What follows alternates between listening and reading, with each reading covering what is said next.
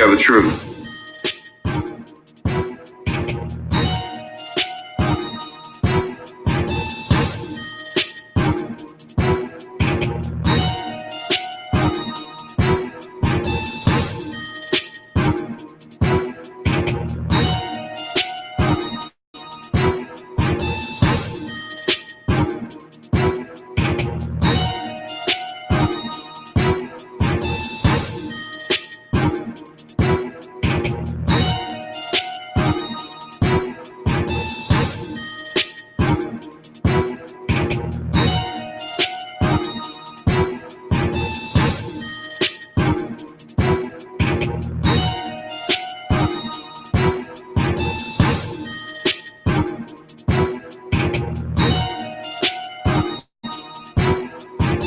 Information is power.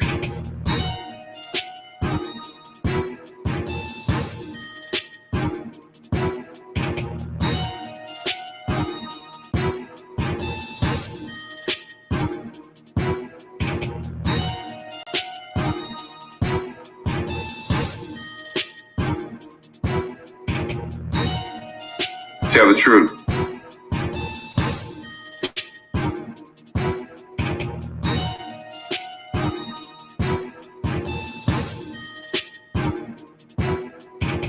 You are listening to Information Man. Please make sure to subscribe to his channel.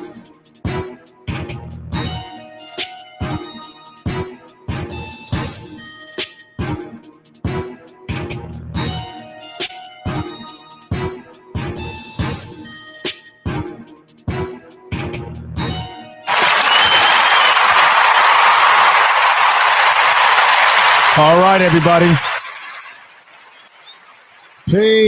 Peace, everybody. I'm glad to see everybody that's coming in the chat room. I really appreciate everybody that's here. Thank you for being here. This is a very important stream tonight that I'm about to engage in. Tell the truth.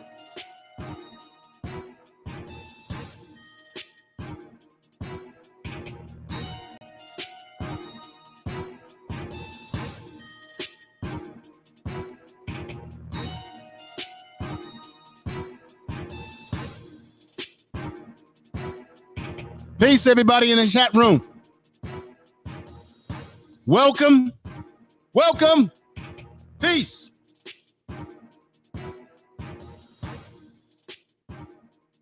Information is power. That's right. Information is power, everybody. Thank you, everybody that's coming in the chat room. Let me say two things. Peace to everybody out there that's listening on Periscope right now. People that are listening on Twitter live. My Twitter is @Clinton06, @Clinton06. You can go to my Twitter page and you can see this live. And everybody out there that has Periscope, thank you for coming over and participating in this tonight. Let me go right into it right here. Let me say some love, give some love to everybody. We got Purple Paisley who's coming to the chat room. Classy Life, Class Life. How you doing, sister? Good to see you here. All things are about Kareem. Thank you all for coming in. We got JV in the house. We got Pink in the house. I'm going to try to say the names as best I can because I am bad with names. A lot of y'all know that, but I'll just keep it strong. Latoya, I hope I got that right. The winner, Tupac, is in the house. And hopefully the other people will be coming in the house. I know it's a busy night on YouTube. You have a lot of people that's in the house. And let me say peace to everybody out there who may listen to this on the podcast. You can catch me on Google Podcasts, Apple Podcasts, SoundCloud, Anchor, Spotify, iHeartRadio Podcast. Just a lot of good stuff out there that I'm on. So I'm recording this and we push this over there as well. And I'm on SPREAKER, and sometimes I go live on SPREAKER, but SPREAKER is not live tonight, but this will be ported over to SPREAKER.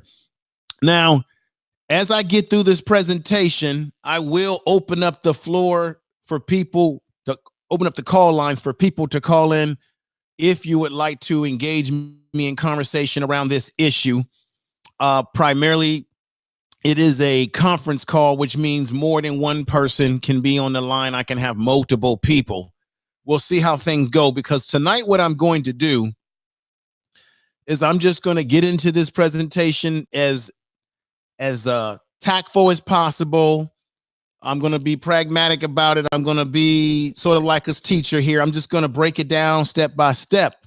And I want you guys to bear with me, because the situation that's going on in Parchman, Mississippi at that prison is a damn shame.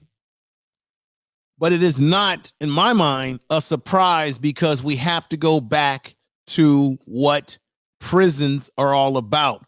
What was the origins of the prison system? And if we understand the origins of the prison system in America, and then we can understand why those black men in that prison were living in the conditions that they were living in, and we can understand how living in those conditions can manifest what? Violence, riots. Now, they're going to tell you on the news, well, there were gangs, and the gangs were putting drugs and using drugs. The gangs were fighting, and inmates were killing each other, and there were drugs that ran rapid. Now, I can tell you from personal experience, because I deal in the prison system in California, I deal with guys directly, that most drugs, most cell phones, all these sort of illegal contrabands, as we call it, they get into the prison because staff bring it into the prison. You have officers, guards, uniform staff and non-uniform staff, nurses, you name it, who bring these types of items into the system. Now, when I first started working in my job, there were about 15 officers that were walked out of the job, lost their jobs, and got indicted. They were bringing in cigarettes, and cigarettes were like, you could get, if you bring in a cart of cigarettes, you can get about 1,500 for a cart of cigarettes. So you've got people risking their careers, their pension. I certainly want my pension. That will lose their pension. What you got here in Parchman prison in Mississippi is a disaster on so many different levels. I think they even had someone, which was their prison commissioner, who was found to be embezzling millions of dollars, and they got rid of him. So I'm going to go through this. I hope that you all will give great comments in the chat room. And I'm going to go right ahead and get into this, because I think this is most important. Now, before I can just start talking about the problems in Mississippi, they've had riots. They've told you that there's about 5 inmates that have died, that it's about because inmates are fighting each other. I'm hearing rumors that there's more than just 5 that are injured, that there's a hell of a lot more. You've got inmates in the inside that are saying to their relatives, this is what's going on. Okay, I'm going to show you photos. Some of you have probably seen these photos, but I'm going to show you photos of the decrepit state inside the prison, in this prison in Mississippi, Parchman. I'm going to show you this. It's very important. Now, a lot of people have probably seen these pictures on social media. There's people on YouTube who have probably presented these pictures. I got to give a shout out to Yvette Carlette of Breaking Brown, because she was talking about this and she presented pictures. What I found out is that the pictures that you're going to see is because there was a brother that was an inmate in the prison who got a cell phone smuggled to him, and he started taking pictures and showing what the conditions are, because they don't want you to see what's really going on behind these closed doors of these bars. And then he got those pictures back out to show the decrepit conditions. There was a particular unit 32, that during 2012, 2011, they went under inspection and saying that the conditions of this prison environment was decrepit. It was below, it was inhumane. When they had the prison riot that recently took place, that's what they called it. Okay. They moved those men back into the unit 32, which is still in poor condition. The picture that you just saw prior to me coming on is how they stuff these brothers in one cell, one toilet there, and they're all stuffed together. So let me do this. Let me show you something. This is the picture that I got as a thumbnail, but it's more. Let me show you something, everybody. So right there, you see them. This is a one cell unit. This is one cell. They're stuffed in. What you see down here is they're wearing the red and white pants. That's quote unquote an inmate there, another inmate there, and there and there. So you got 1, 2, 3, 4, 5 stuffed in like sardines. This is inhumane. And on my main picture going back here, because I couldn't show that, you got, if you see right here, there's a toilet. There's a toilet right there. Let me show you another picture. Right there, look at how they're wrapped. They're trying to stay warm. They're just sleeping on little thin mattresses. They've got these men stuffed. These are black men that are being treated like they are back in a slavery time, because the prison system is a byproduct of slavery.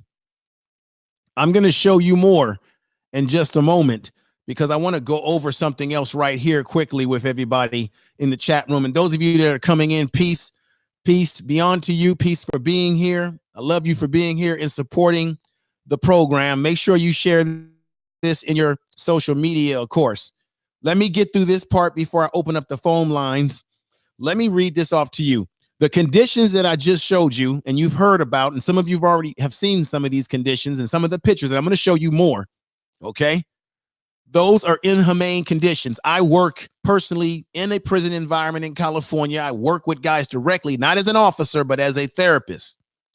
And we have a federal, a state regulator called a receiver. They call them COMMENT receivers. And their job is to come in and to make sure that inmates or prisoners or those that are incarcerated are getting the services that they deserve and that they need, and that they're being treated humanely, whatever they need. In California, the reason why we have the mental health program in the California state prisons here in California is because inmates had to sue California state legislation because of they weren't getting mental health treatment.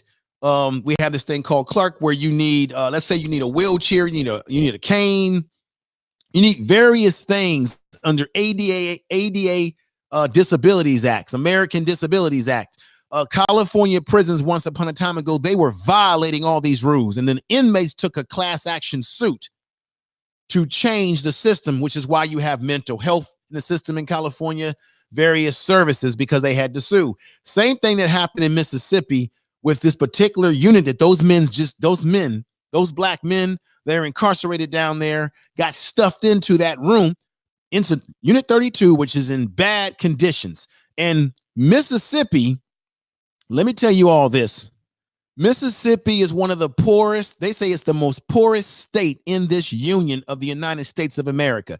They have a poor state. They have no money. They're struggling with their budget to get staff in these prisons. It's not just Parchman, but it's the whole prison system in Mississippi. That's a problem. Unhumane. Made up of mainly black men in their prison system. They are not getting the services that they need. They're living in conditions where they got water running brown, and I'm going to show you that. They've got situations where drugs are running rapid, and come find out in the reports that I have found, and you can research it, you can Google it. They're saying that they believe that the staff that work there, as I told you before, are the ones that are bringing in the drugs, are the ones that are creating a situation where inmates are getting high, killing themselves, and what have you. And this is most important, everybody. It is unnatural. And I know this working with the guys that I see that be in solitary confinement. It is unnatural for a human not to have social contact with other people, to be cut off from one's family, to be socially isolated. It is not natural to be incarcerated. It is not natural to pack people in like sardines. If you do that, you are going to create a violent situation. I mean, yes, there's gangs in the prison, but you can create a violent situation without there being a gang-related issue to it. I've seen it firsthand. When you look at high-rise projects that they built in America, in Chicago, New York, and they ended up getting rid of these high-rise projects. They've done studies using rats and rodents. If you put any animal in close quarters like that, it does create violence. It does impact people's psyche. And that's one of the things that projects did. So it is not natural to pack men in like this, like an animal. And peace to everybody out there that's listening. Let me go on here and give you the background of why we have the problems with the industrial prison complex system, why those black men down there are in the condition that they're going through, why there could be a riot, why they could be getting into violence. They want us, one, to destroy ourselves. They set it up in the system that way. And definitely in Mississippi, it's a setup for these things to happen. Let's get into the history. How did prison begin in the first place? It began through convict leasing. Black people were in slavery. When we came out of slavery into Reconstruction, into Jim Crow, into sharecropping, they created this prison system because there was a fear that black people, particularly black men, would do what? Chase after white women, rape them. That black men would try to take over the country. You saw it in the movie, the original Birth of the Nation movie, where they showed how black people were freed and black men were taking over the government, sitting in the Capitol Hill with their feet on the tables, eating fried chicken, a stereotype. You all have seen that.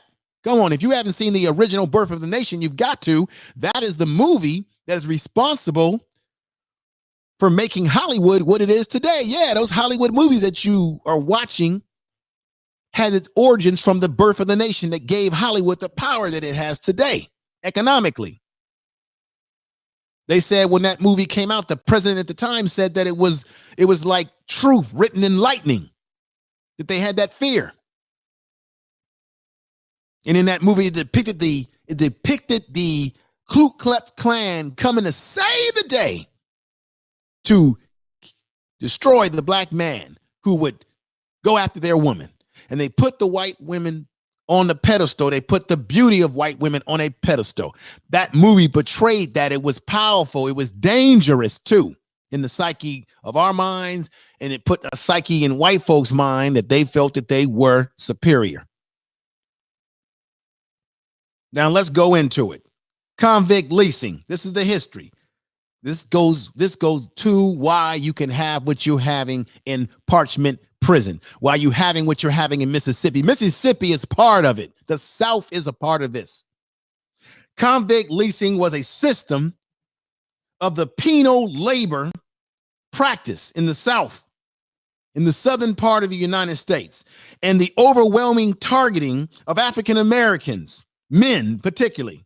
The state of Louisiana leased out convicts as early as 1844. Can you believe that, folks? But the system expanded itself all through the South with emancipation of slaves. At the end of America, Civil War of 1865. That's one. Stay with me, folks. Two, convict leasing began in Alabama. Information is power. In 1846, it lasted until July 1st, 1928, when Hoover, who was, at that time, Hoover was running to be in the White House, that White House, that damn White House. Well, we got that funny guy there trying to start wars.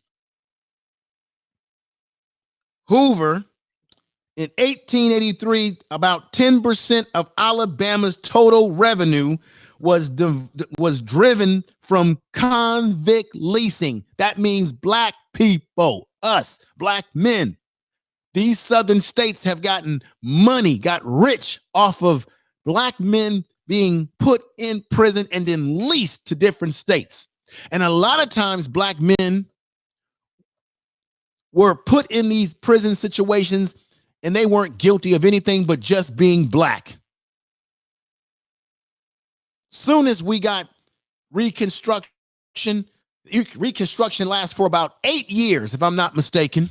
South Carolina was the most progressive in their Reconstruction, where you had black people going into politics and making strides. And then after those 8 years, they put that genie back in the box and said, no more, we're not going to let black people have this prosperity coming out of slavery into Reconstruction. No way are we going to let them have that right to the vote. We're going to have them give them the right to this and that. We're going to stop this. So what better way to keep us in slavery all over again than to come up and devise a system called convict leasing, or called the prison industrial complex system, to maintain that type of control over us? That's white supremacy. I'm going to tell the truth and shame the devil.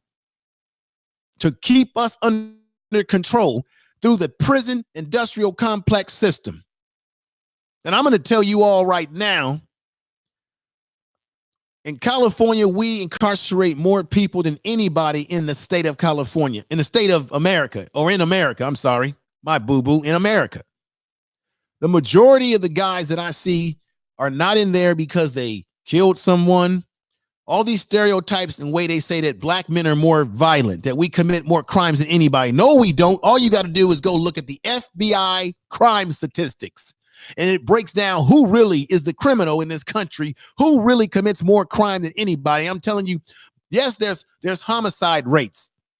Yes, there's been issues there for us. But overall in this society, black men are not creating or manifesting the most crime or doing crime on that level, and we're not killing everybody. The majority of the guys that I see that are doing all that killing is nobody wants to deal with this, are, I'm just going to keep it true, a lot of the white guys that I deal with. Now, I see a lot of people on YouTube and other media talking about white supremacy. Look, no, nobody knows white supremacy as good as I do. I deal with these white supremacy. All your talking heads on YouTube talking about white supremacy, I deal with it firsthand. I deal with these guys in prison, Aryan Brotherhood.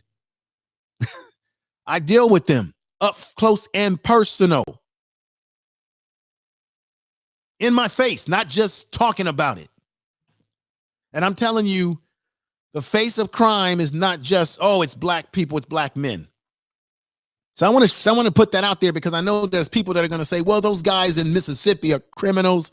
They're killing each other. They're doing all those sort of things inside the prison. There's a reason why they're doing that, and there's a reason why it's manifesting itself. You can't pack people in, put them in poor conditions.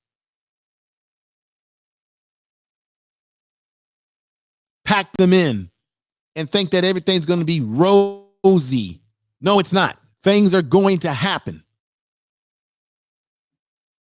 In California, they got a crazy idea where they want to mix the different gang members together. That's a disaster for recipe. If you put different gang members together, you are asking for trouble. The third thing I want to get into, that goes by 1890, the southern state prison population had soared to nearly 19,000. Nearly 19% of those incarcerated at that time were African Americans. African Americans, let me say it again. Using your textbooks and documentaries, there's documentaries. This is a very good documentary called Slavery by Another Name. Described what laws and practices were used to criminalize black life in the South. See, they came to criminalize us in the South. Black men would be arrested for doing little to nothing. You walk on the wrong side of the street, they might want to put a case on you. Now, let me say something here. Remember a couple years ago in Waco, Texas, you had the white biker gang. They were doing all that shooting up in the OK Corral. Guess what? None of those guys are in prison today, but they're doing all this. And guess what that was? They say black on black crime. That was white on white crime. That was white folks killing white folks. But nobody uses that term white on white crime when you know that every group commits crime on each other based on if you're living in close proximity to each other. But they want to coin that phrase for black people only. I'm bringing this and laying this framework out because that is a depiction of what they're saying about these brothers in the prison system in Mississippi. Certainly there are probably men there that have done heinous crimes, and I'm not excusing heinous crimes. I'm excusing that. But what I am saying is that what you've got in Mississippi is a good old boy system of reinforcing slavery by another name in the prison system in Mississippi, putting them in poor conditions. Now, let me talk about this other thing that's very important. The black codes. Black codes were laws that were passed in 1865 and 1866 by southern states. The United States, after American Civil War, in order to restrict African Americans' freedom and to compile them into working and labor economic base on low wages and debt. So we know what that is. That's sharecropping. I'm going to give you some seed. I'm going to let you borrow my land. You grow a crop. That crop doesn't come through. Now you're going to owe me for last year's crop. Sharecropping. So they purposely pushed our people into low wage jobs, dead end situations. And then you wonder why today, black people in general, we don't have complete economic power. You cannot have power without economic power. And you got to have economic power. You got to have political power. The two go together, hand in hand. And this is what they did systematically to impact us. Let me bring this last part up here. After the Civil War, slavery persist in the form of convict leasing. Just like I said, it persisted in the form of convict leasing, a system in which southern states leased prisoners to private railroads, mines, and large plantations all over again. While states' profound pioneers earned no pay. So basically, black folks that were put in these situations earned no pay. They face inhumane, dangerous, and often deadly work conditions, just like the men at Parchman in Mississippi, in the Mississippi prison system, are putting black men in a most dangerous circumstance. See what folks are saying in the chat room.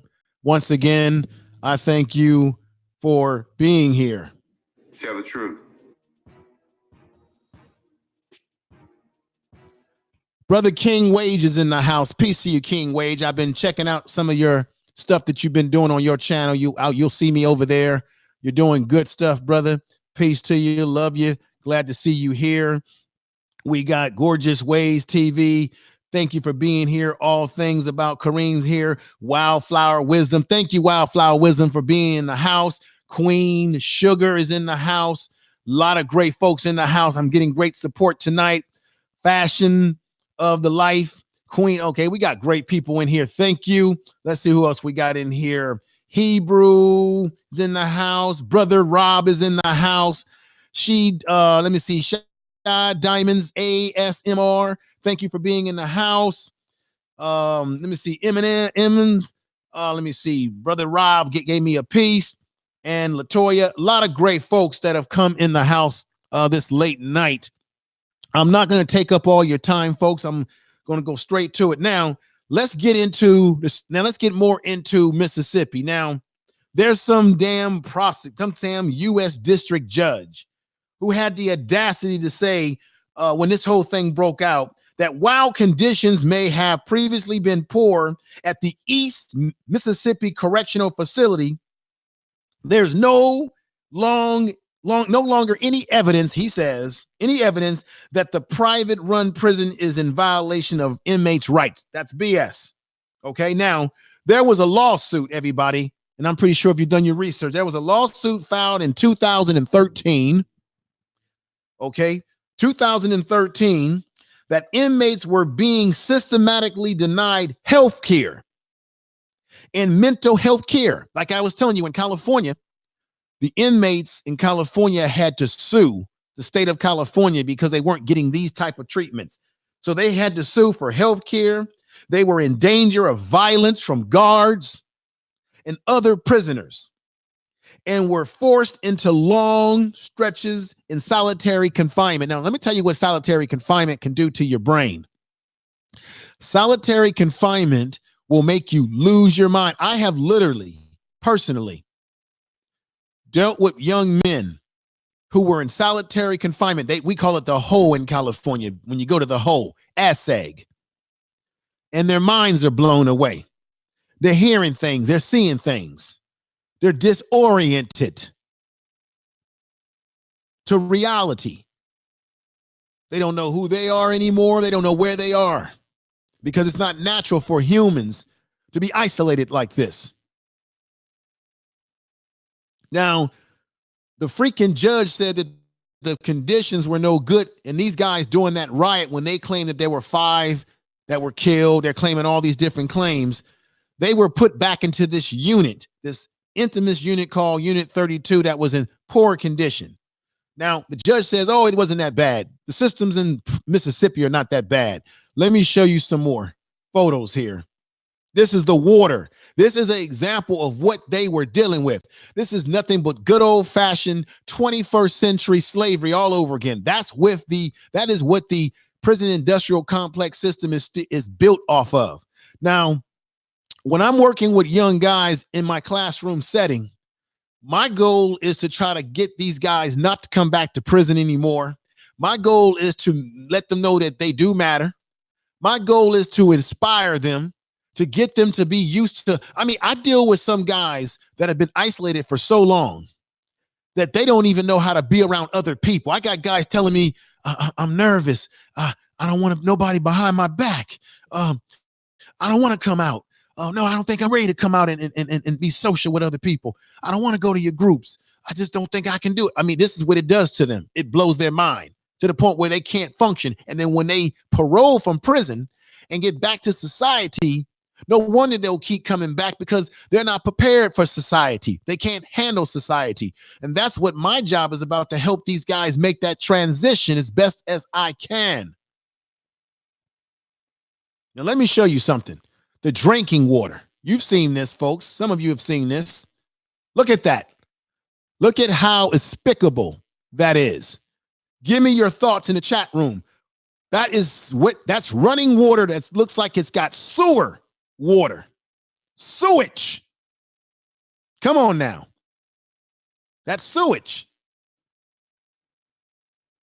What are your thoughts? What's going on, Six-Figure Daves? Wildflower Wisdom, she says God. Hebrew says Cook County Prison in Illinois has health hospitals and facilities in the nation. She says they have has more mental ill incarcerated than any other facility in the nation. Okay, I get what you're saying. I get what you're saying right there, Hebrew. I hear you. King Wage, what's up, brother? Let me see. All things about Karen. She says that is a disgrace. Yes, it is a disgrace. And those are the conditions that these brothers have been dealing with. Now, let me show you something else. If you think that's a disgrace, look at the toilet conditions. Look at this. Look at that. Now, the pictures that I'm showing you, some of you probably have seen this already. Some of you may not. These pictures were taken by an inmate who had a family member or someone he's involved with who used to work there, who smuggled the camera in, so that would be called contraband, and he took these photos. Look at that toilet. Look at the conditions. This is terrible.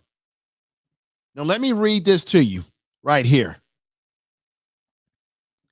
Jackson, Mississippi. This came out of WLBT on June 2019. The inspection report from Mississippi State Department of Health revealed that the conditions inside the Mississippi State Penitentiary at Parchman, the report shows that many of the cells in the prison either had no power, no pillows, no mattresses, or all three. So can you imagine you're on a hard slab floor with no pillow, no mattress, and in some cases, none of the above, nada. What are your thoughts of that? What are your thoughts in the chat room, everybody? What are your thoughts? This is the Information Man Show. Information is power. Let me give you time to look to really sink that in. I want this to sink in.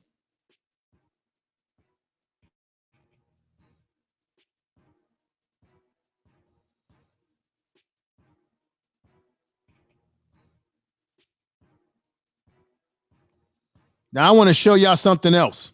Let this sink in.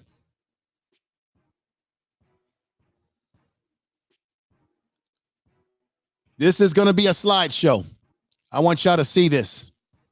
Here we go.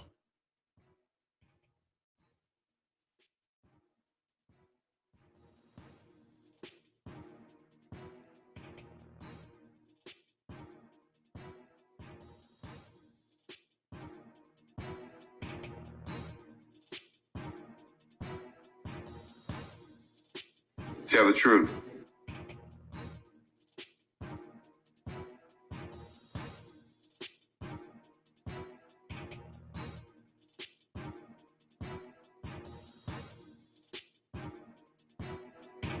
Tell the truth. I want everybody in the chat room. Come on, this is chat room participation. Tell me what you think of the photos that you're seeing. These are, like I said, these are photos that we would have never seen if it had not been for an inmate in this prison getting his hands on a cell phone, taking the pictures, and exposing the devil. What are your thoughts? Anita B says, oh, wow. Chef N. Moore says, hello, napped chur. Hey, what's going on, sister? I appreciate everybody that's here, but please tell me what you think. The country needs a reset, Flower Star says. You could say that. This is the conditions. Let me flip through this one more time. Here we go.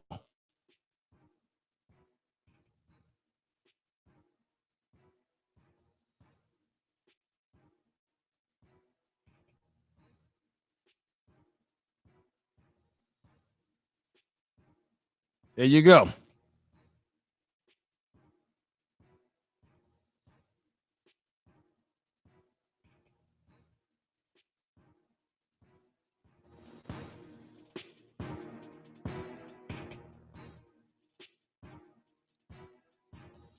Natural, what's going on, sister from Chicago? What's going on, sister? Thank you for being here. Thank you. I see you, and I see you out there. Everybody, check out her channel. Let me highlight her name and put it in the chat. Check out her channel and give her some support, everybody. Give her support. Everybody in the chat room, if you are a content creator, give each other support. Support each other's channels. We all we got, folks. So let me pull out of that. And then let me go ahead and show you once again the other photo again that I have. I got to re-emphasize this. Look at that. This is what they did to them after the riot. They put them in this really bad for part of the prison. And then here we go right here. This is a cell for only one man, and you got 1, 2, 3, 4, 5. Oh, and 6, because we got one guy on the top, stuffed in there like sardines. This is no laughing matter.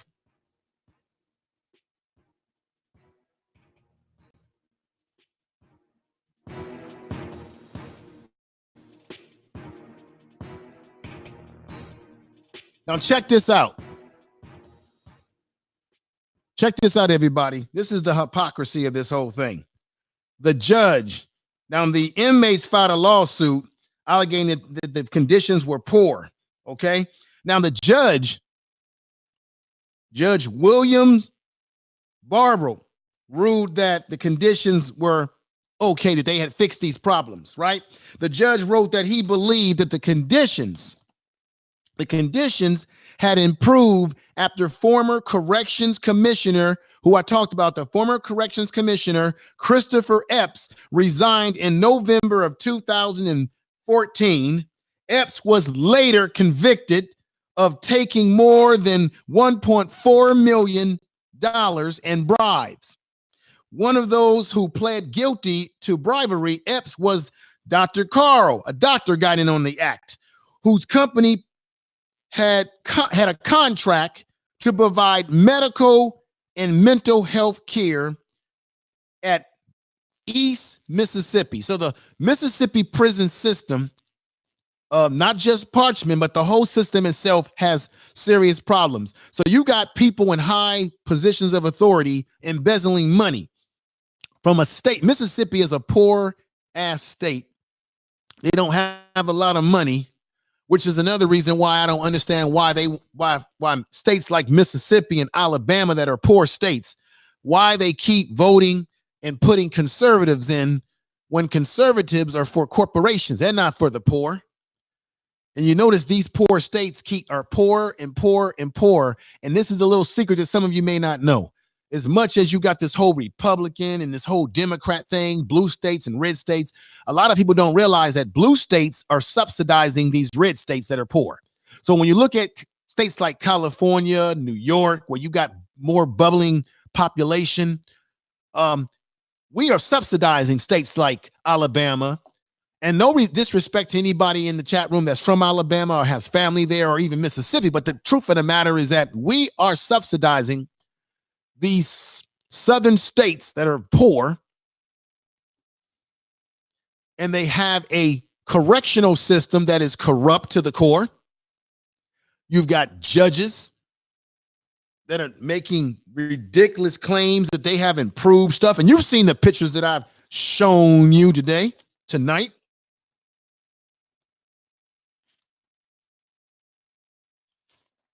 I'm not finished. Let me break some more stuff down. The lawsuit was brought on behalf by the inmates, the Civil Liberty Union, and you've heard of this one, the Southern Poverty Law Center. Neither group nor the state immediately commented Thursday on the ruling. So when they had the riot and all the things that were happening, and the pictures that I just showed you are currently the conditions of the unit that they were shoved into, that should have been repaired and condemned a long time ago and repaired at some point in time. They just put this ruling down that everything is handy and dandy. That's BS. Got to tell the truth here. Tell the truth. And shame the devil. What's going on, Jay Dunn? Sister Jay Dunn. Make sure y'all check out her channel too. Let me see what she wrote. Let me read what some of you are saying in there. Jay Dunn says, "Hey, information man, I'm sorry I'm late. I grew up in South Mississippi. I heard about the Parchman all the time growing up. It was a place that I should avoid at all costs." So here we got someone, Jay Dunn, and I love Jay Dunn, who says that she grew up there as a child and she heard horrible things about this slave center called Parchman that's supposed to be a prison, which is, by the way, made up majority of black men. Don't tell me that slavery don't still exist today. The prison system, as I read earlier and said earlier, the prison system is the replacement of the slave system here in these United States of America. I'm going to open up the phone lines in a moment. If anybody would like to call in, give me a moment, because I have not finished this part of the presentation. I will move it forward for the sake of time. I know it's late for many of you across the country, and in the West Coast it's not. It's only about 9 p.m. in the West Coast where I live. Now check this out. I showed you the photos, but let me read this off. Inmates seen laying on the floor next to full toilets. You've seen some of that tonight. After violence at the prison on January the 2nd, 2020, this year, guards and state troopers marched some of the prisoners at Parchman into the Unit 32. That's the Unit 32 that I showed you those photos of. A cell block that was closed in 2011, folks. As part of a settlement, the inmates say the unit has no running water or a mattress and is plagued with mold. They're sleeping around mold. That can kill you. And issues. Now, talking about running water, once again, let's see what the water looks like when it was running. Check this out again for more value to what I'm talking about.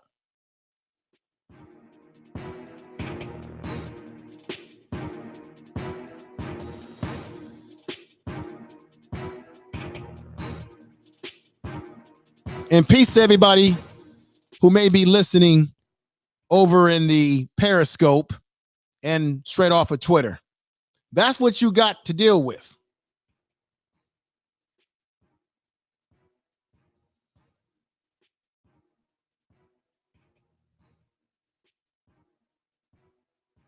And they're being stuffed in here. Look at this again. I've got to show these photos again.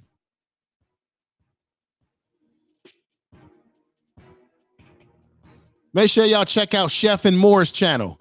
Make sure y'all check out All Things About Karen's channel, everybody's channel, P Money's channels. Make sure you check out King Wage's channel. Check them out.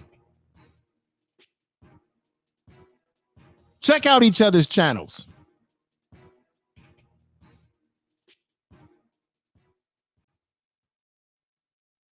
Okay, let me go over this part right here. The lawmakers are pleading for more money in Mississippi. It's always about that money, about that bread, folks, to hire more guards and pay them better wages. In 2012, when there were warnings, check this out. In 2012, there were warnings that what just happened on January the 2nd, 2020 was going to happen. This was being predicted because of the conditions that the inmates were in this prison. And that is that they warned that they see trouble down the road coming, and that such trouble did happen. You know, there's an old saying that roosters are coming home to hens are coming home to roost. One of the two. And like I said, you know already that you got a prison that's made up of guys who have all different types of crime. And you have different gang factions in these prisons. And if you're going to put these guys in poor conditions, all you're doing is stirring the pot to make something bust and burst and happen. It's like a powder keg. You're just asking for something to happen. You're creating a recipe for disaster. The uprise arrived last week where 5 inmates died at the hands of fellow prisoners. And 2 of the state largest prisons were rocked by correctional officers called major disturbances between gangs, some observing calling them riots. Okay.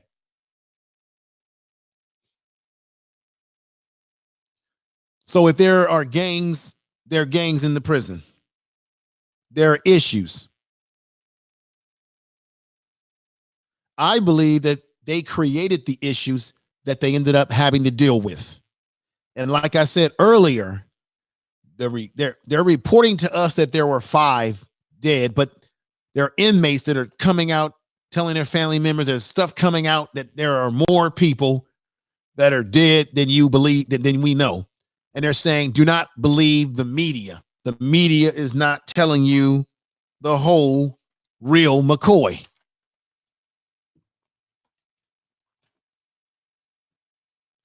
Now, they've got a new governor that's coming on board. this Phil Bryant, Mississippi outgoing governor, on Monday. Check this out. On Monday.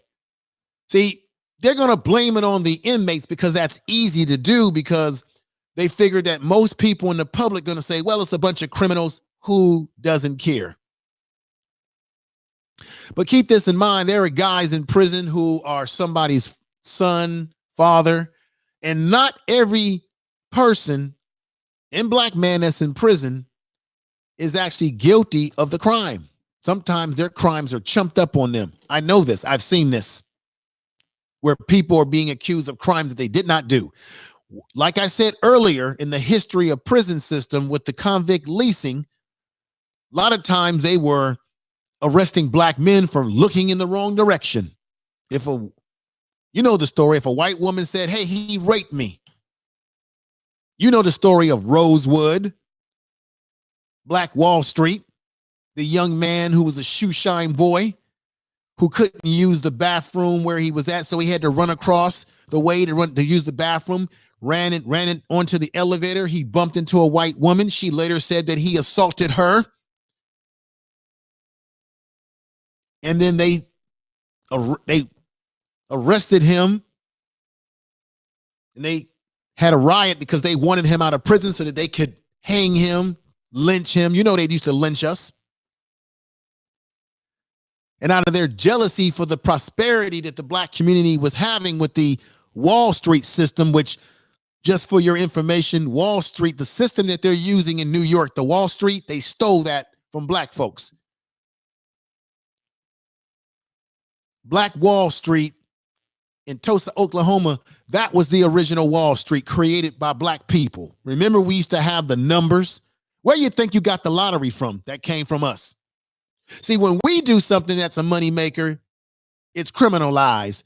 When they do something that's a moneymaker, it's seen as legal. Check out marijuana today. Black people selling marijuana, we go to jail.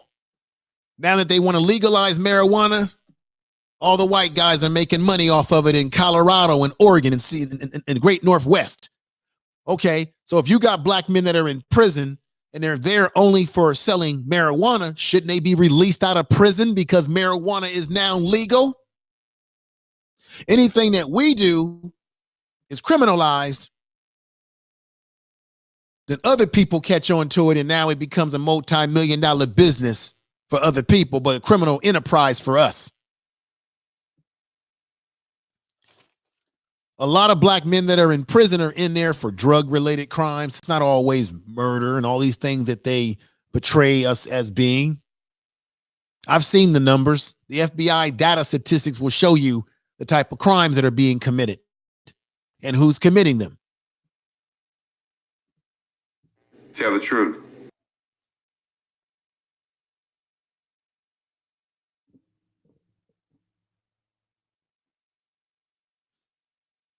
The Mississippi Department of Corrections needs to be responsible for the massacre that took place.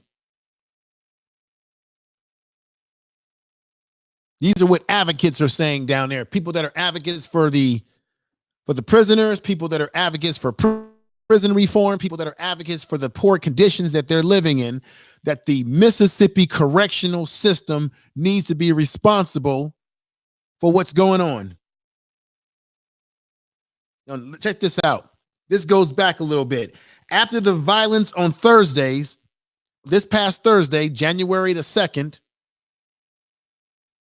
right after New Year's, guards and state troopers marched in to Parchman into the Unit 32. I'm going to say that again. That's that unit where you've got these conditions again. Let's see it again.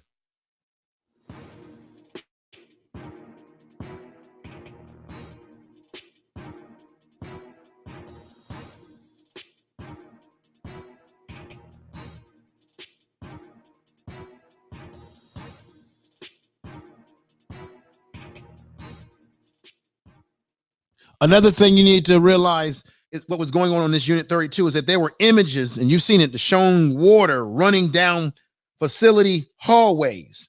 So they had running water running down facility hallways.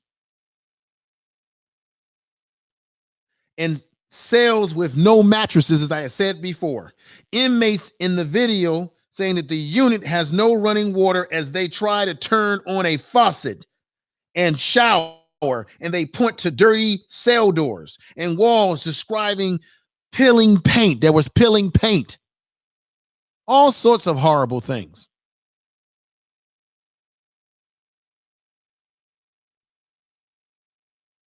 All sorts of horrible things, folks.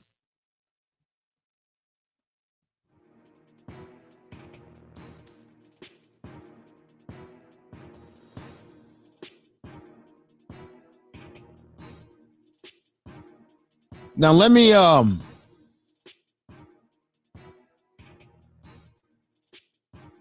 another thing that they're not telling you too, the drugs and violence in this prison, in the Mississippi prison system, but in this particular prison that were supposed to be locked down, raised questions about why are these inmates getting high? I told you before, it's usually staff. It's usually people, officers and staff who bring the drugs and the various things in because they can make a lot of money.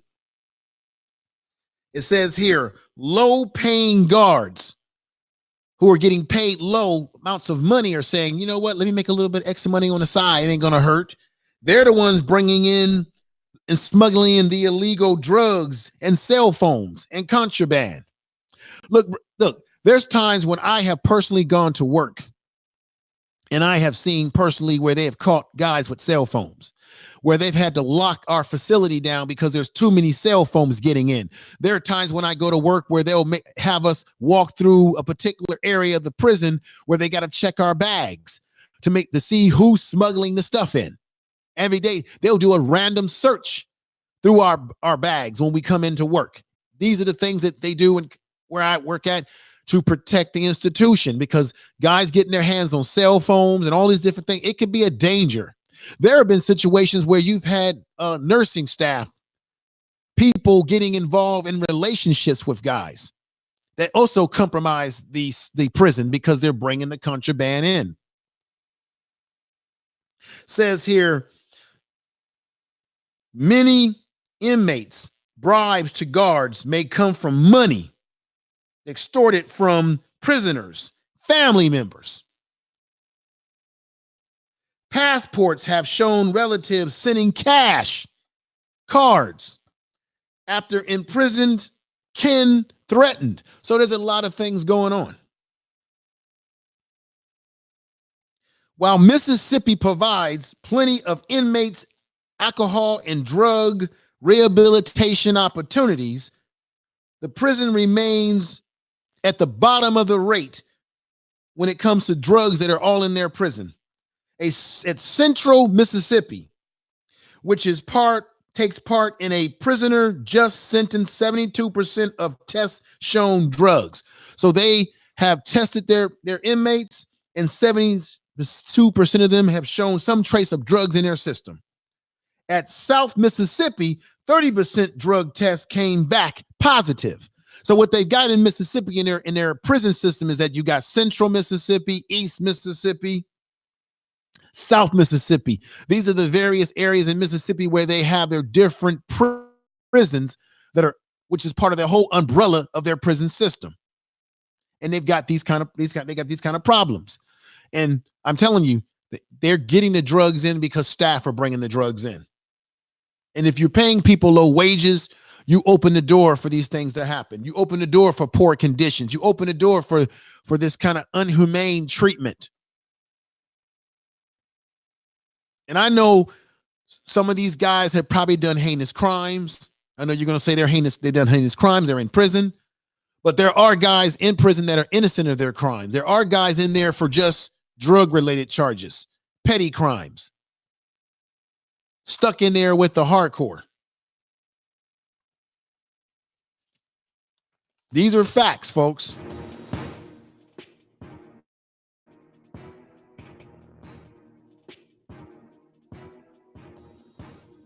Check this out. Now, this is one of the things this is one of the difficult ones right here.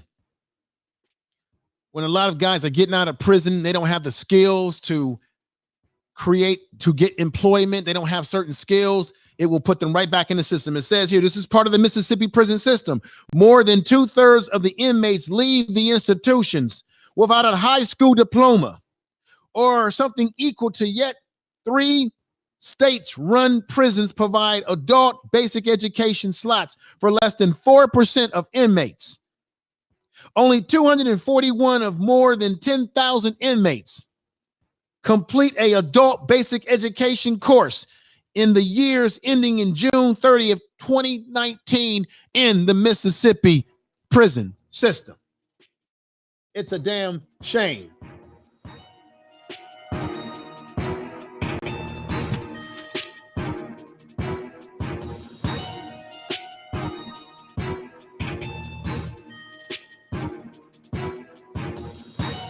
Let me show you something right here.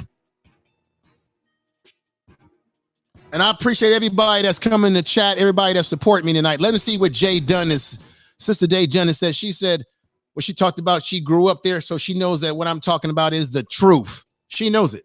Tell the truth. Hebrew says they have inmates growing cotton and vegetables. That's right. We got Gospel Great that's come in the house. Peace for being here. She said, to you as well, love and light to all in the chat and host. Thank you. Make sure, if you're new to my channel, make sure you subscribe to the channel. I would appreciate that. You are listening to Information Man. Please make sure to subscribe to his channel. Those of you out there in Periscope and listening on Twitter right now, subscribe to the Information Man Show. It won't hurt you.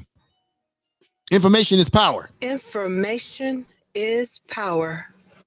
Now, let me show you all something. Now, this is something that Yvette Carlette, she was talking about how did we get here? I talked about in the beginning that one of the ways that we got here is through the inmate leasing, Black people coming out of slavery into Reconstruction, into Jim Crow, into sharecropping, where there was this whole concern about this newly free group of people, Black people. And that's when the phenomena of prison system began to spring forth through the inmate leasing programs that were happening in the 1800s. And these states, as I said earlier, all these southern states were making a lot of money. It was profitable, right? And keep this in mind always, people, always, good people in the chat room and everybody listening. Money is recoverable. People are expendable. I'm going to say it again. Money is recoverable. People are expendable. These politicians don't care about us.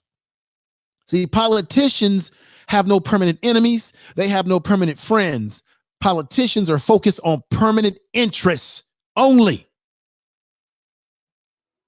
And that's why we never get anything when we vote for them, because these corporations get everything, because that's the permanent interest. The corporations can give them millions and trillions of dollars. So who you think they're going to listen to? Us or the corporations when they get in office? Off of us. They're going to listen to the corporations. Let's see, we got my man Marlo's music channel in the house. Thank you for being here. Marlo says, hello, everyone.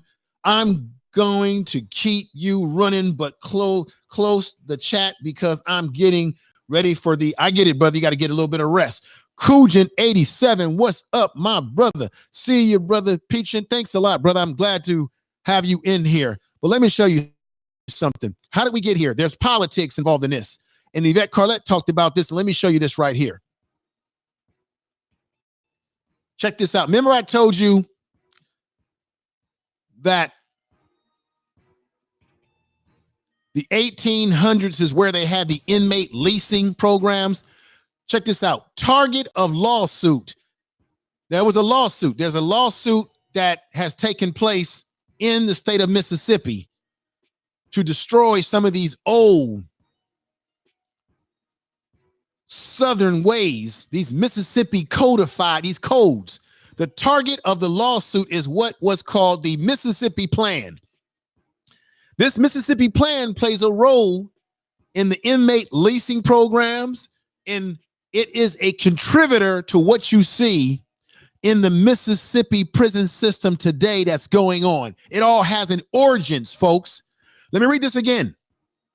The target of the lawsuit is what was called the Mississippi Plan, codified in the state's 1890 Constitution. Took to take political power out of the hands. Tell the truth. Out of the hands of African Americans. And it was extremely effective.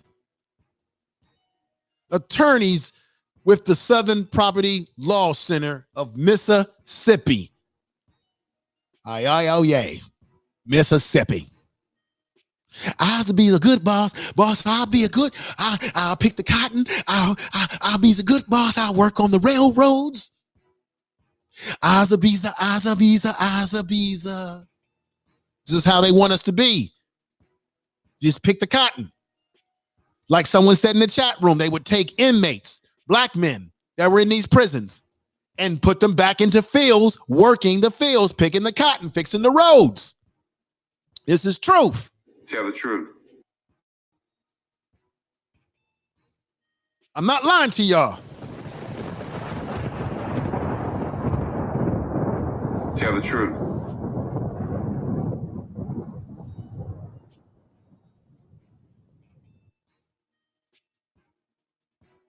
All right, everybody. What I'm going to do is I'll open the phone lines up. If anybody wants to call in, the number you can see, look right down there. 605-313-5658. Access code is 571128.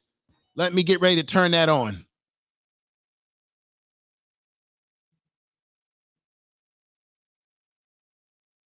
So that's the deal, folks. Let me play a little other music while you're waiting.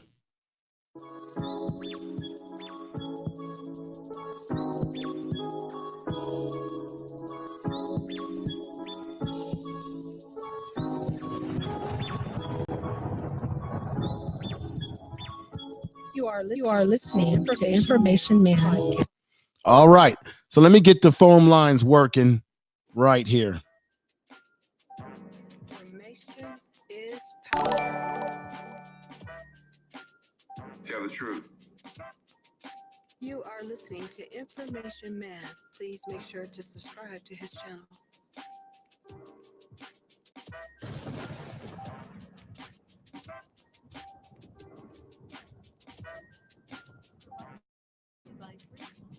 All right. So once again, the number.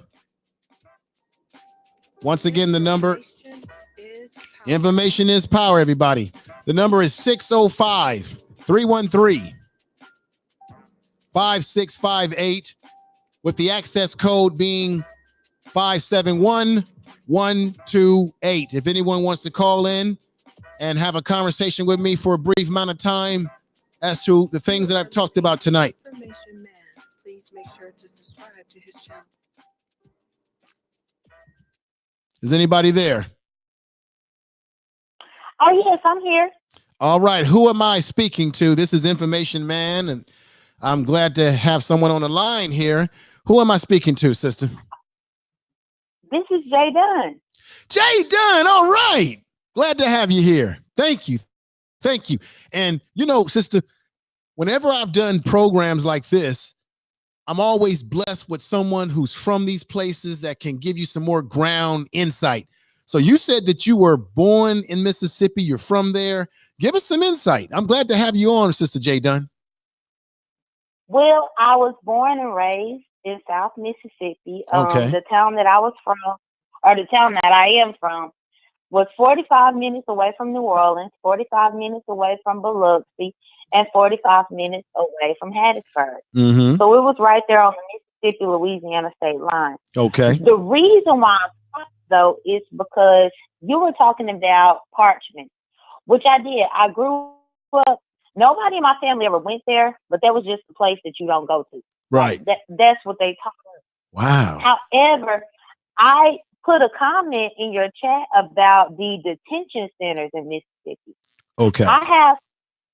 I have a female cousin who is probably about 5 years older than I am, who had to go to a detention center 2 times within our childhood. Like, I think she first got sent there in junior high, and then she got sent there in high school. And like, I remember the first time she went, she lost a lot of weight. We thought that she lost all the weight because they do a lot of military exercises, or like, at least they did do a lot of military exercises, and you know, they had to pretty much earn the food that they ate. Okay. Either way, that school was shut down in 2008. I initially typed in your chat and said that it was shut down in 2006, but it was actually shut down in 2008. So we got roughly 11 years that, well, almost 12 years that done went by since it got shut down. Either way, I found the link to the article of this particular school, but I didn't want to hijack your show and share that. But Well, the reason why I find it, I don't think you're hijacking. I think it's relevant because there's obviously problems in some of these states. Go right ahead, sister. Yeah, I think it is. Yeah, I think it is too. But because I do hold a wrench here, I didn't want to just drop a link. No. What I say all of this. If you got, let me just tell you something, Jay Dunn. This is how my program works. If you got something that's relevant that we need to know, this is why I go by the name Information Man. Anything that's relevant that we need to know, then drop it. I know that you're not going to drop some nonsense into the chat room. That's why I gave you the ranch. I've been checking out your show. I respect you. I know you ain't about BS. If you got something that's real, drop it. I just put the link in there. Thank you. Go ahead, sister. And continue. if you look at that article, and I'll just read the first couple sentences, and then people can go about it. And again, my female cousin was in this training school. This came from the Jackson, Mississippi. It was the newspaper. The troubled Columbia Training School in Marion County will be shut down nearly 4 years after the federal government cited the state for allowing the abuse of female juveniles by the facility staff. Mississippi Department of Human Services Executive Director Don Taylor said Thursday that 37 students should be moved in 90 days to the Oakley Training County, or to the Oakland Training School, which now houses only male juvenile offenders. He said the boys and girls will have separate facilities for housing, meals, academics, and recreation at Oakley. In 2004, the U.S. Department of Justice sued the state over conditions at Columbia and Oakley. Among the accusations were claims that youngsters at Columbia were forced to eat their vomit and were tossed nude into isolation cells. Wow. Mississippi entered an agreement in May 2005 to end the lawsuit. As part of the 4-year consent decree, a court monitor oversees progress at both facilities. The latest report, released in June 2007, said some conditions were improving, but there were still problems at the schools. Mm-hmm. And I'll leave it at that. People can read more if they want to, but what I will say is that my cousin who went here has never been the same since she went here. Right. Like I was saying earlier, Sister J. Dunn, what I do, the guys that I deal with, I'm looking at 21, 18-year-old young men, older guys, who some may not see the light of day out of prison. Some may have a parole date. They're losing their minds because social isolation is dangerous. And another thing I see too is that, you're giving them this medication. You're giving them the Haldol, the Seroquel, these medications that are made in these laboratories, these Frankenstein laboratories, these pharmaceutical companies. Mm-hmm. Once they get that medication in people, they can turn you into a zombie. Now, don't get me wrong. I've dealt with some guys that actually needed certain types of medication to help them. Okay. Lithium, because they've got, they got paranoia, that's schizophrenic. Those are some things that are legitimate. But I've also seen how medication has also impacted people. We get a lot of guys who say, I don't want it because they get the side effects, dry mouth. They can't, it's affecting them sexually, all these different things. And this is why we as a people, we got to stay away from putting ourselves in a situation where we become a part of these correctional institutions as a person who's behind bars. But tell me if I'm wrong or right. Do you think what's happening in Mississippi, because they're gonna push the narrative of the gang stuff and the drugs? Look, that comes a part of prison system environments. But do you think that what's going on out there with the way the men are being treated in those environments, do you think it's akin to slavery again? And do you think there's something crooked about Mississippi? And to me, it's not a coincidence that it's Mississippi that's doing this, when they were just as much as involved as all these other southern states with this whole convict leasing, and they love to throw black men behind bars and throw away the key, as they say.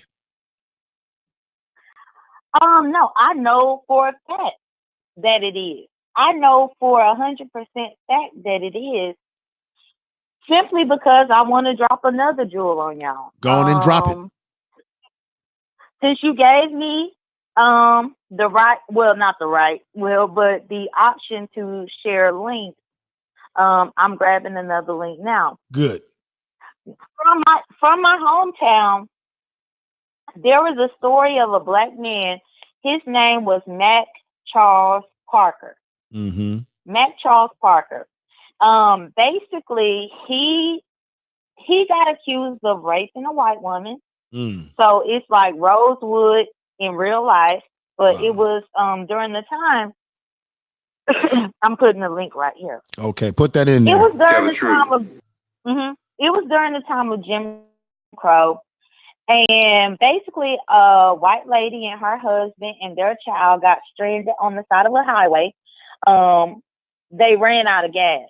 Okay. And so the husband left the car to go and walk to the nearest gas station to fill up a gas jug to come back.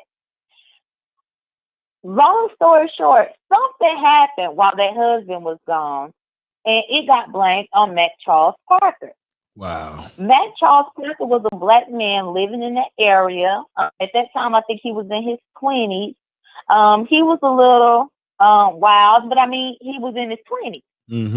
It got blamed on him to the point to where they set up roadblocks looking for him, and they arrested numerous black men that came through the area. And I actually have an uncle who recently passed away about 3 years ago who was arrested that night. Wow. And he had absolutely nothing to do with it. He didn't know anything about it or anything. Wow. No, but he sat behind bars. But he sat behind bars in a jail cell. And once they did arrest Mac Charles Parker, there was a whole bunch of questioning of all these black men within the prison system. And it got to a point to where a lynch mob came. And once the lynch mob came, they actually pulled Mac Charles Parker out of his cell. My uncle was like 4 cells away and watched him get drugged out of the jail.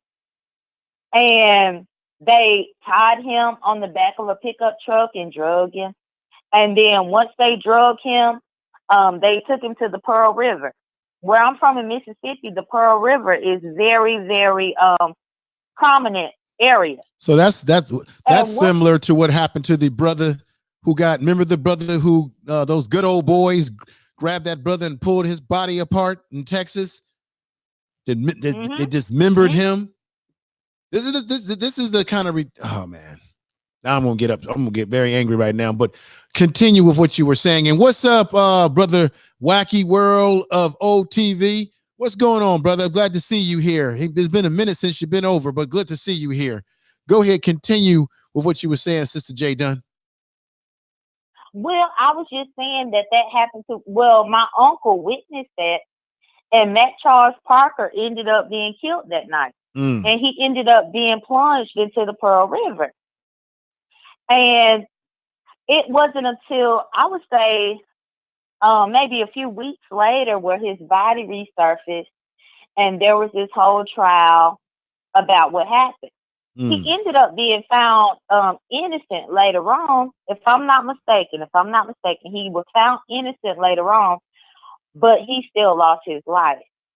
And my thing is, my uncle, if he was locked up for days at a time behind this, and it could have happened to my uncle.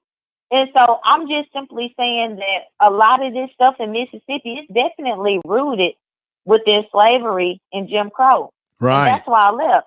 Mm. You know, I live in Atlanta now, but it's not much. It's better, but it's not much different being a black person. Wow. However, go ahead. Go ahead. Mhm. Let me just I was say. just saying, Go ahead. I'm gonna let you finish. Go ahead. oh no, I was just saying, but to answer your question, yes, I do believe that a lot of this stuff is seeded in racism within Mississippi. A lot of the things that they do within their prisons, their detention centers, all of that is seeded in racism. I agree with you 100% with that. Okay. And I have relatives who have experienced it firsthand. Okay. Hang on for just one moment, because I'm going to ask you another question. I want to say peace to Brother Kenny, who super chatted me earlier. Thank you for the super chat. Thank you for that super chat, brother. And I want to say peace to everyone that has come into the chat room that's supporting the program. Peace to Sports News Gaming with JD from Rum Boys. Thank you for being here. All of you that have come in, we got my man Dogan Jog. Thank you for being here. If you have not subscribed to the channel and you just happen to stumble upon the channel, go ahead and subscribe. It's not going to hurt you. You are listening to Information Man. Please make sure to subscribe to his channel. I really appreciate that tremendously. I'm going to be doing a lot of things with this channel right now. Let me just let everybody know the format that I'm going to. This channel, my first channel, will be a channel where I'll be doing interviews, where I'll be interviewing people. Jay Dunn, I got to get you on for an interview too. And I'll also be doing these kind of programs where I have people call in. My second channel, which is Information Man Speaks Podcast, everybody, I'm going to be using that channel to do podcast commentary on different stuff. So that channel is going to be it's going to be more of my commentary on what's happening in the world, but it's going to be more short, not short pre-produced videos and some live streams that I'll do over there where I'll talk about various topics that I won't be talking about on this channel. So I figured out I'm going to drop maybe 2 to 3 videos on the second channel a week, and then do this channel primarily on the weekends. But I thought this issue was so important that I wanted to do it on the first channel to be able to galvanize more people, because I know more people will be watching this after the fact. Jay Dunn, sister, what do you think about, and you probably have seen some of this stuff already, what do you think about some of the photos that I have displayed tonight, some of the things that I've said tonight, the conditions that are in your face, like 3D? What are your thoughts about those conditions? To see the pictures, to see, I know being there is more real. And I'm going to be honest with you, I have seen where I work at poor conditions and situations, and we've had to have it dealt with immediately. Because California, where I live at, we got a lot of regulations in the prison system where things have to be dealt with very quickly.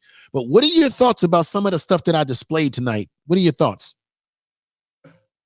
Well, that's what I said up in your chat. I honestly arrived late, so I can't speak about what you said because I got here late. But once I saw that you were on, then I was like, okay. And then I saw you were talking about Mississippi, and I was like, okay, let me see what's really going on. Mm-hmm.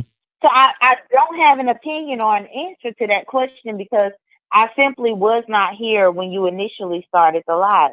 Well, what I did is that there's one picture that I got up right now where they have the guys, they got the brothers stuffed in there like sardines. You got one guy on top of the cell. These cells are very small, folks. I've been in cells. I see these kind of environments all the time. You got about 1, 2, 3, 4, 5 brothers that are stuffed down at the bottom like sardines. You got one guy sleeping on the top.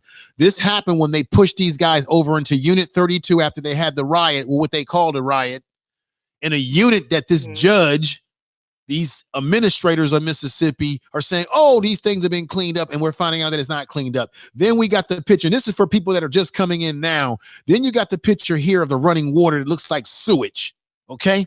These are some of the things that inmates themselves have complained about. And by the way, Jay Dunn, the pictures that I've been displaying up here were taken by an inmate inside the prison who got a cell phone that was smuggled into him by his girlfriend who actually worked in the prison.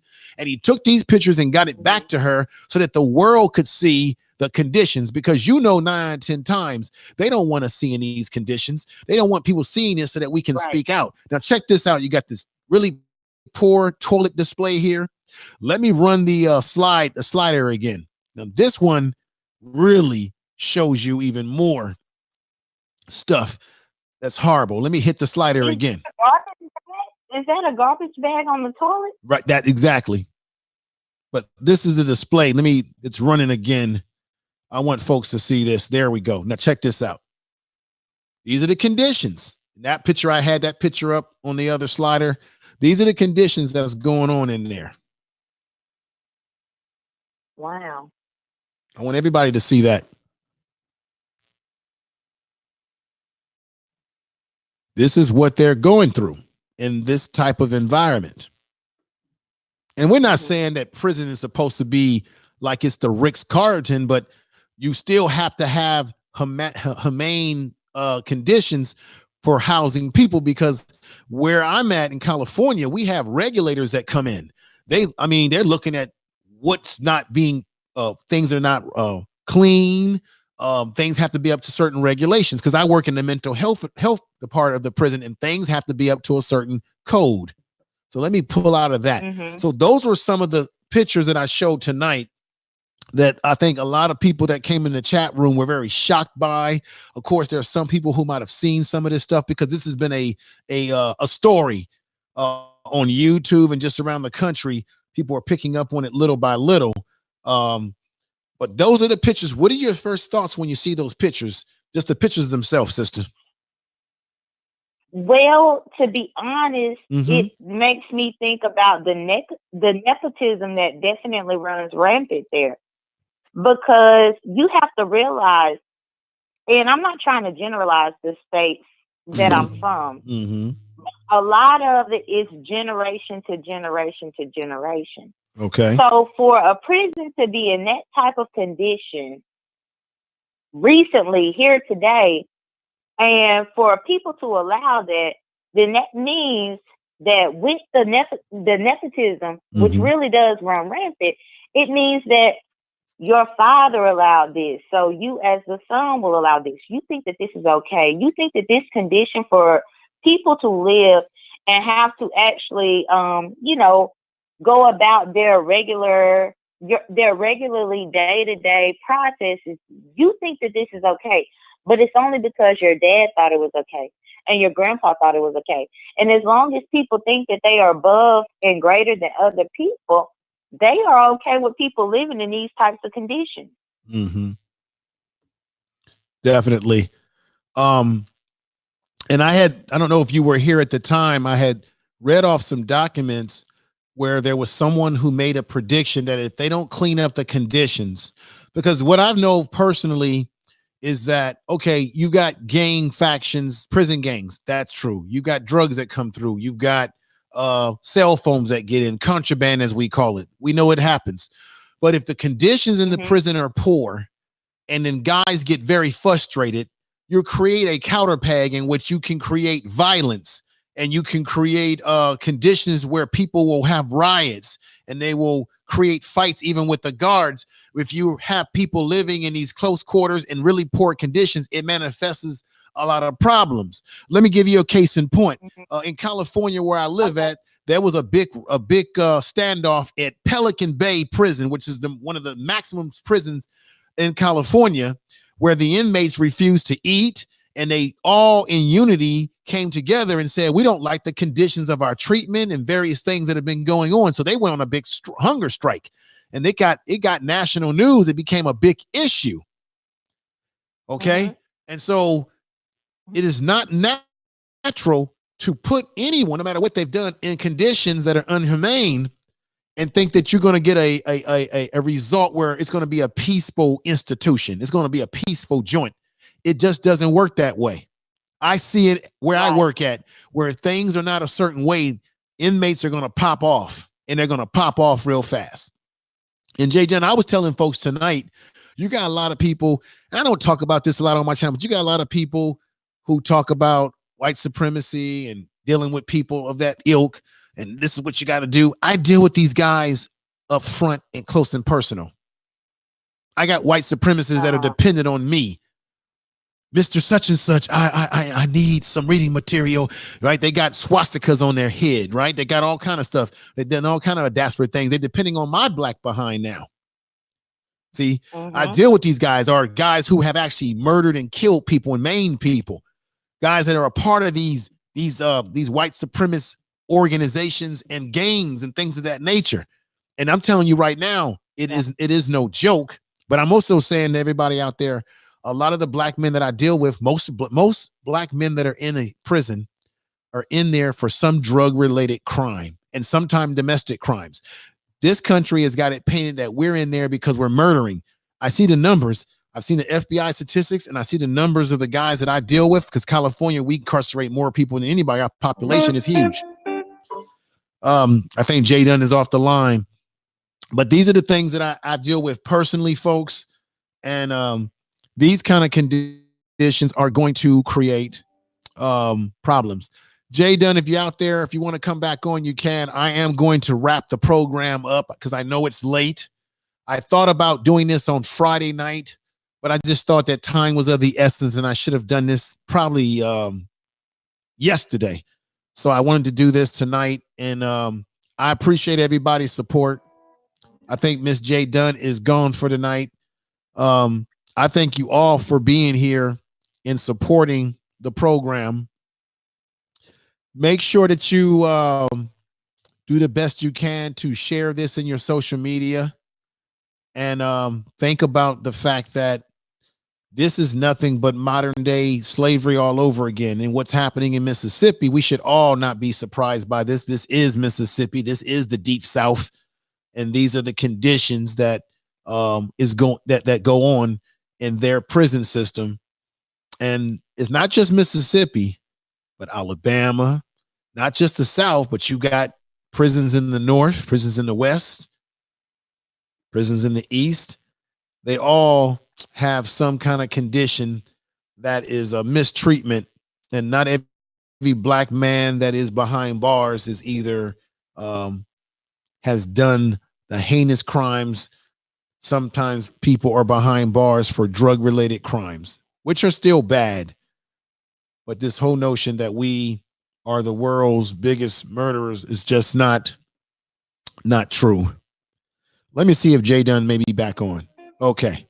What I'm going to do is I'm going to end the phone calls for tonight. Sister Jay Dunn, thank you for being here. And everybody, once again, share this in your social media. I thank you for being here.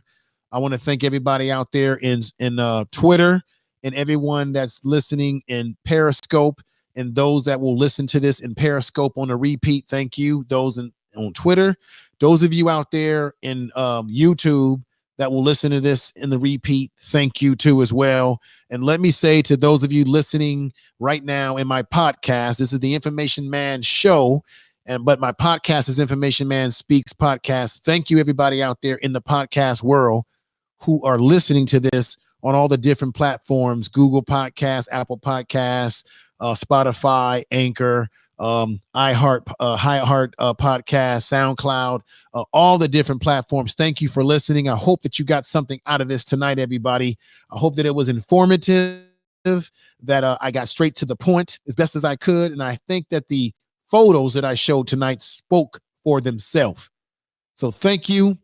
And I will be coming back with more presentations of like this, in this form, in this nature.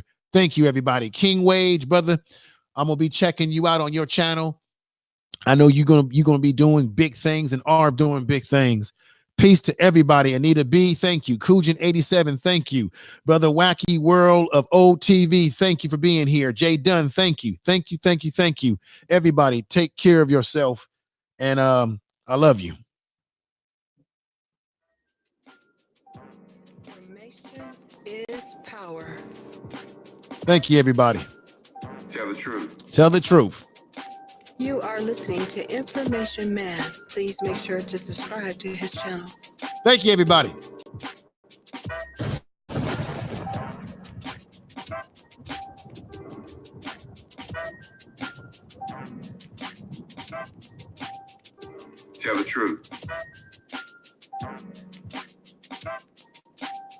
Information is power.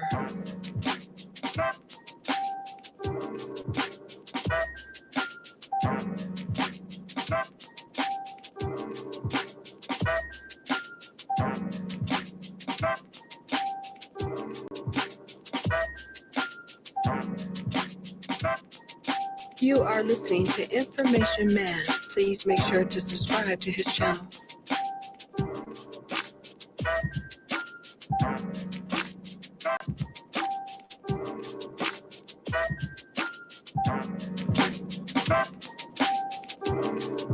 Tell the truth.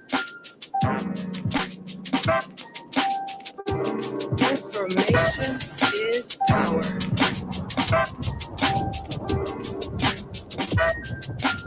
You are listening to Information Man. Please make sure to subscribe to his channel. Tell the truth.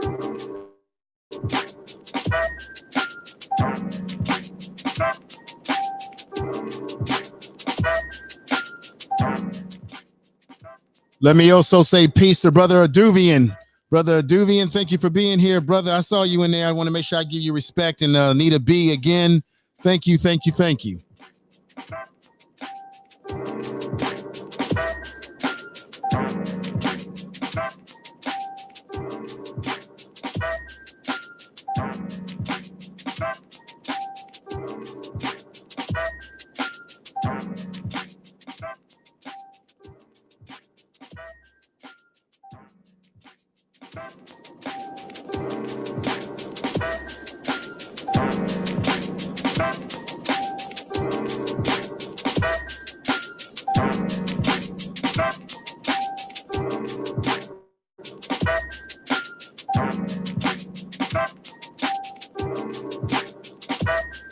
Tell the truth.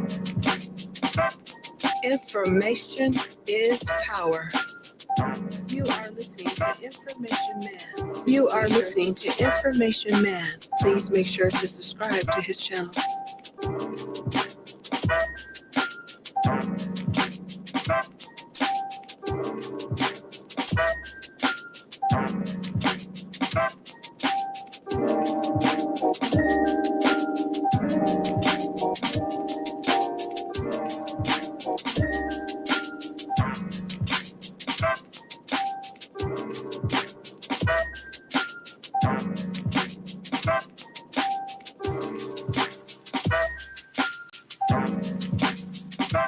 Tell the truth.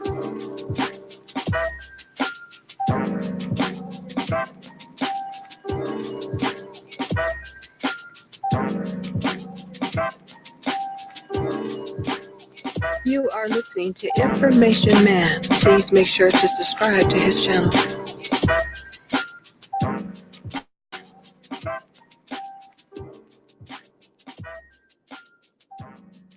Information is power.